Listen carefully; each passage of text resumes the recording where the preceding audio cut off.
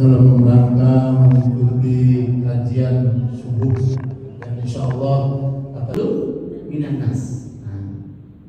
Ini familiar ya Bu. Hablum minallah itu apa? Hubungan yang baik dengan Allah. Hablum minan nas adalah hubungan yang baik dengan manusia. Bagaimana contohnya hubungan baik Nabi Muhammad dengan Allah? Salah satu hadis dikatakan, "Ma asbahtu ghadatan qattun illa istaghfartullaha mi'ata marrah." Jadi ada sebuah hadis mengatakan, tidaklah aku melewati pagi hari, ya, tidaklah aku sampai pada siang hari, kata Rasulullah, kecuali aku sudah beristighfar kepada Allah sebanyak 100 kali. Jadi Bapak Ibu, Rasulullah itu tidak pernah melewati siang dalam hidup beliau, ya, tanpa atau selain beliau sudah beristighfar sebelumnya di pagi hari sebanyak 100 kali. Bisa dibayangkan, Rasulullah yang terjaga dari dosa, beliau setiap hari itu beristighfar minimal 100 kali. Pertanyaannya, kita yang banyak dosa ini Bapak Ibu, sudah berapa kali kita beristighfar dalam sehari? Apakah hanya dalam sholat, atau kita punya wiridan sendiri? Kalau Rasulullah saja 100 kali, harusnya kita 1000 kali, bahkan lebih dari itu Bapak Ibu. Kenapa? Karena kita tidak ada yang menjamin kita bisa tidak berdosa. Kalau Rasulullah ada yang menjamin, Allah menjamin beliau tidak berdosa. Maka ibu dan bapak yang dirahmati Allah Subhanahu wa taala, setidaknya ya, taubat ini ada 3 tingkatan. Nah, kita harus tahu nih, ada 3 tingkatan taubat. Ternyata taubat itu tingkatan yang paling rendah Bapak Ibu yang dirahmati Allah. Tingkatan yang paling rendah itu adalah taubat. Tingkatan yang di atas itu disebut dengan al-inabah, dan tingkatan yang paling tinggi itu disebut dengan al-awwab. Yang pertama tadi, yang paling bawah adalah taubat, yang kedua adalah inabah, yang ketiga adalah al-awwab. Kita bahas satu persatu secara singkat. Yang pertama, apa itu taubat? Taubat itu adalah memohon ampun kepada Allah, mengakui kesalahan kita, dan berjanji untuk tidak mengulangi kesalahan yang sudah kita lakukan. Itu yang disebut dengan taubat. Jadi taubat itu Bapak Ibu, setelah kita melakukan dosa, kita memohon ampun kepada Allah. Jadi patokannya itu adalah berbuat dosa. Tapi ternyata ada tingkatan yang lebih tinggi daripada itu. Tingkatan yang lebih tinggi daripada itu ada disebut dengan inabah. Apa itu inabah? Inabah itu adalah ketika kita sudah berbuat baik, kita berusaha untuk berbuat yang lebih baik. Jadi patokannya apa? Kita sudah berbuat yang baik, tapi kita ingin untuk berbuat yang lebih baik. Contohnya apa? Sederhananya, misalkan Bapak Ibu, ketika kita melaksanakan sholat 5 waktu, ya, yang namanya sholat itu kan ada jadwal-jadwalnya ya Bapak Ibu, ya. Misalkan sholat zuhur, bisa katakan misalkan jam 12 sampai jam 3 sore. Nah, mungkin selama ini ada di antara kita yang sholatnya jam 2 atau jam setengah 3, tidak di awal waktu. Apakah itu berdosa? Secara fikih itu tidak berdosa. Kenapa? Karena kita masih sholat di waktu yang ditentukan. Karena zuhur itu jam 12 sampai jam 3, kita sholat di jam 2. Tapi Bapak Ibu dirahmati Allah Subhanahu wa taala, kalau kita ingin melakukan yang namanya inabah, berusaha untuk menjadi lebih baik lagi, maka kita ubah waktu sholat kita. Selama ini kalau misalkan kita sholat zuhur jam 2, maka kita ubah untuk sholat zuhur di waktu azan, ya. Artinya ketika azan sudah berkumandang, kita bergegas untuk mengambil wudhu, kita bergegas untuk sholat ke masjid. Kemudian kita berusaha untuk sholatnya sekarang lebih cepat lagi di awal waktu. Nah, ini disebut sebagai al-inabah, ya. Dari yang sudah baik menjadi lebih baik. Itu adalah tingkatan yang kedua. Kemudian tingkatan yang paling tinggi Bapak Ibu dan rahmat Allah Subhanahu wa taala, itu disebut dengan al-awwab. Apa itu? Al-awwab. Apa itu al-awwab? Al-awwab itu adalah ketika seseorang merasa berdosa, merasa bersalah ketika dia lupa dengan Allah Subhanahu wa Ta'ala. Misalkan contoh sederhana, selama ini Bapak Ibu kalau kemana-mana itu selalu mengucapkan Bismillah. Mau minum, Bismillah. Mau naik kendaraan, Bismillah. Mau masuk masjid, Bismillah. Mau masuk rumah, Bismillah.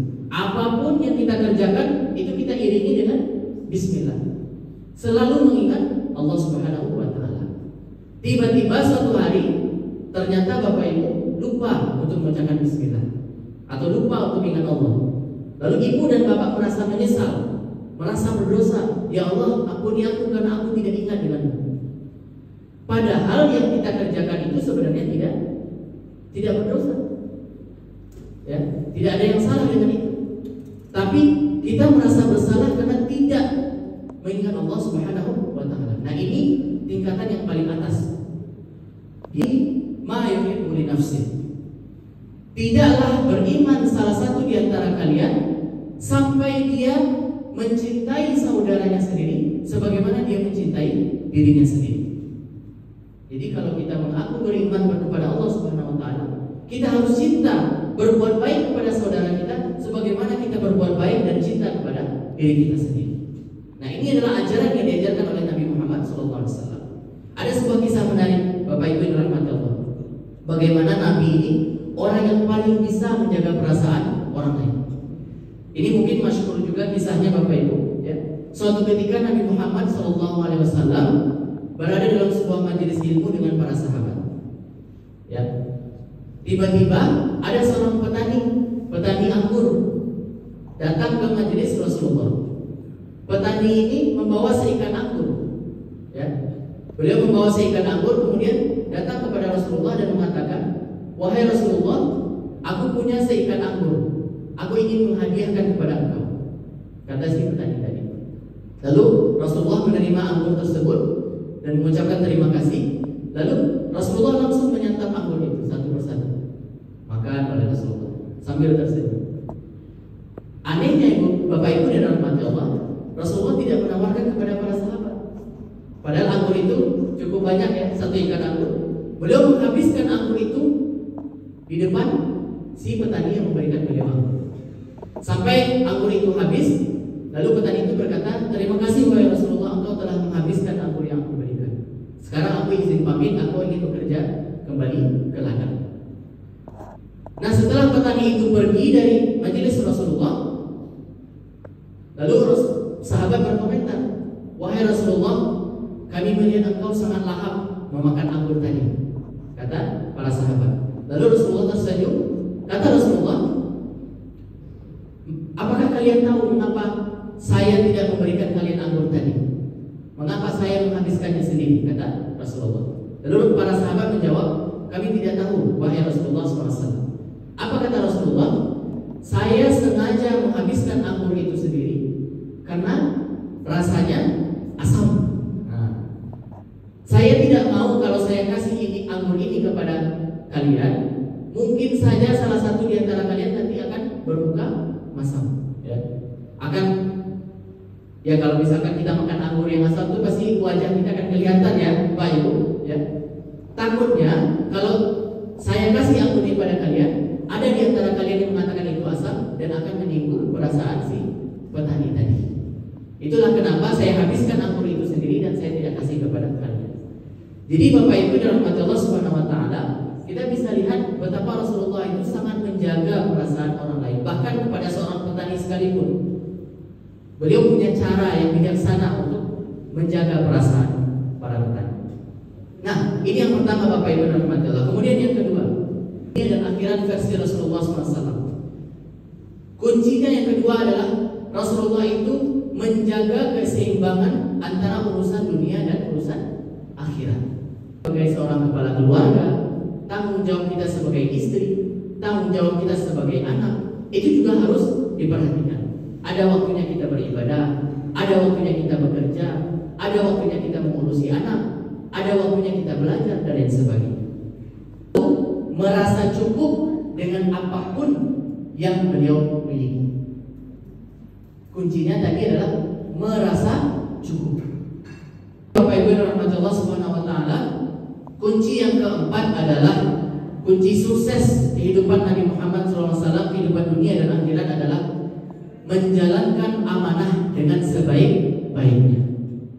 Kita tahu Nabi Muhammad itu, Bapak Ibu, beliau itu selain sebagai Nabi, beliau juga adalah seorang ayah, beliau juga seorang suami, dan beliau juga seorang pemimpin. Ketika Nabi Muhammad dan para sahabat hijrah ke Madinah, Nabi Muhammad itu diangkat sebagai pemimpin kota Madinah. Beliau memimpin umat muslim, memimpin orang Yahudi, dan memimpin orang-orang Nasrani. Nah, namun demikian Nabi Muhammad ini bisa untuk menjalankan amanah beliau dengan sebaik-baiknya. Ketika beliau menjadi Nabi Muhammad, ketika beliau menjadi Rasul, beliau menjalankan amanah dengan sebaik-baiknya. Ketika beliau datang ke Taif, sebuah kota, ya, menjalankan misi kenabian, itu beliau dilempari batu oleh umatnya, ya, dilempari batu sampai diriwayatkan beliau itu kepalanya berdarah, Bapak Ibu yang dirahmati Allah.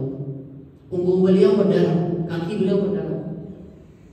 Setelah itu datanglah malaikat Jibril menanyakan kepada Nabi, wahai Nabi Muhammad, silakan berdoa kepada Allah untuk aku runtuhkan gunung ini. Supaya apa? Supaya umatku aku habiskan, kata malaikat Jibril. Tapi apa kata Rasulullah? Jangan, biarlah mereka hidup, karena mereka ini adalah orang-orang yang tidak tahu. Jadi Rasul itu menjalankan misi dakwahnya. Ketika beliau sudah menderita, beliau tidak menyerah. Nah, ini adalah salah satu bentuk tanggung jawab yang dijalankan oleh Nabi Muhammad. Kemudian Bapak Ibu, Nabi Muhammad juga kepala keluarga, ya, sebagai ayah. Terkadang Nabi Muhammad itu membantu istrinya memasak, ya. Kemudian beliau menyapu rumah, menjahit sepatu, menjahit baju. Walaupun beliau seorang pemimpin, walaupun beliau seorang Rasul, tapi beliau tidak pernah sungkan untuk menjahit bajunya sendiri. Nah, jadi ini adalah salah satu tanggung jawab amanah yang beliau jalankan sebagai kepala keluarga. Kemudian beliau juga sebagai pemimpin, Bapak Ibu dirahmati Allah. Ada sebuah kisah, ini kisah terakhir Bapak Ibu, ya. Ada sebuah kisah yang bisa kita teladani. Beberapa hari sebelum Nabi Muhammad wafat, beberapa hari sebelum Nabi Muhammad meninggal, itu Nabi Muhammad itu mengumpulkan para sahabat di sebuah lapangan. Ya, beliau berkhutbah. Setelah beliau berkhutbah, beliau mengatakan, wahai para sahabat, jika ada di antara kalian yang merasa pernah terzolimi olehku, maka sekarang angkat tangan kalian dan silakan balaskan kezaliman itu kepadaku, kata Rasulullah SAW. Jadi kalau ada orang yang pernah menzalimi Rasulullah, kalau ada orang yang merasa pernah terzalimi oleh Nabi Muhammad, silakan balaskan kezaliman itu sehari ini, kata Rasulullah SAW. Waktu itu para sahabat diam. Ternyata ada satu orang, Bapak Ibu yang dirahmati Allah, ada satu orang yang mengangkat tangan. Wahai, namanya itu adalah Akasha. Akasha ini mengangkat tangan dan dia berkata, wahai Rasulullah, aku pernah engkau zalimi. Aku ingin membalaskan itu hari ini, kata Akasha. Lalu ketika itu terkejutlah para sahabat. Tidak menyangka ada ternyata orang yang merasa terzalimi oleh Rasulullah SAW. Kemudian Akasha itu dipanggil oleh Rasulullah ke depan dan dia maju ke depan. Lalu Rasulullah berkata, wahai Akasha, apa yang membuat engkau pernah terzalimi? Lalu dia menjawab, wahai Rasulullah, pernah dalam suatu peperangan engkau tidak sengaja mengayunkan cambukmu dan cambuk itu mengenai punggungku, kata si Akasha. Aku ingin membalaskan itu hari ini, wahai Rasulullah. Nah, lalu para sahabat waktu itu terkejut, ya. Kok bisa sahabat itu ingin balas dendam kepada Rasulullah? Sampai sahabat, ada salah satu sahabat itu berdiri dan mengatakan, wahai Akasha, tabban laka ya Akasha, celakalah engkau. Berani-beraninya engkau ingin balas dendam kepada Rasulullah. Tapi apa kata Rasulullah? Biarkan saja, ya, biarkan saja Akasha. Lalu Rasulullah menyuruh salah satu sahabat untuk mengambil cambuknya ke rumah. Lalu diambilkanlah cambuk oleh sahabat, kemudian dia memberikan kepada Akasha. Kemudian tidak sampai di situ, Bapak Ibu dan Allah Subhanahu wa taala. Ternyata apa kata Akasha? Wahai Rasulullah, ketika cambukmu mengenai punggungku, ketika itu aku dalam keadaan tidak memakai baju. Jadi cambuk Rasulullah itu langsung mengenai punggungnya, tidak mengenai baju. Maka pada hari ini Rasulullah kata Aisyah, aku ingin engkau membuka baju, aku ingin mencambuk engkau sebagaimana engkau dulu mencambuk, kata Aisyah. Lalu Rasulullah SAW pun tidak marah. Beliau lantas membuka bajunya, ya, menurunkan bajunya, kemudian mempersilahkan Aisyah untuk mengayunkan cambuknya. Kalau bayangkan Bapak Ibu, kalau kita yang ada pada hari itu, pasti kita akan sangat-sangat marah kepada si Aisyah. Tapi Rasulullah tidak.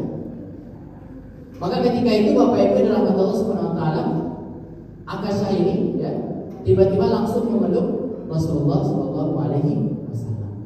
Lalu beliau menangis dan mengatakan kepada Rasulullah, "Wahai Rasulullah, aku tidak mungkin tega untuk mencambukmu. Aku hanya ingin untuk memeluk tubuhmu." Dan dia ingin agar kulitnya bersentuhan dengan kulit Rasulullah Shallallahu alaihi wasallam. Saking cintanya dia dengan Rasulullah SAW. Jadi Bapak Ibu yang dirahmati Allah Subhanahu wa taala, hikmahnya apa? Hikmahnya adalah Rasulullah itu mengajarkan kepada kita, kalau kita sudah diberikan amanah, ya, sudah diberikan amanah apapun amanahnya, apakah itu sebagai istri, sebagai ibu, sebagai ayah, sebagai suami, sebagai ketua atau kepala di kantor atau lain sebagainya, maka jalankan amanah itu dengan sebaik-baiknya. Ini adalah kunci kehidupan kita bisa bahagia di dunia dan akhirat. Untuk tausiah kita pada hari ini, mudah-mudahan kita bisa mengambil manfaat dari hal tersebut. Kami memohon maaf jika ada kata-kata yang salah, dan terima kasih banyak atas perhatian yang diberikan. Billahi taufiq wal hidayah.